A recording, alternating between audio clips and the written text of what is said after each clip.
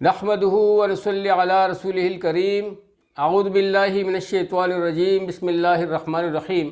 Dear viewers, हज़रत अली करमुल्लाहु वजहू रज़ियल्लाहु तआला अन्हु फरमाते हैं कि मैंने हुज़ूर अक़दस सल्लल्लाहु अलैहि वसल्लम से इरशाद सुना है कि तीन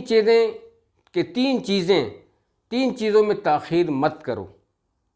एक, नमाज जब इसका वक़्त आ जाए। दूसरी, जनाजा जब तैयार हो जाए।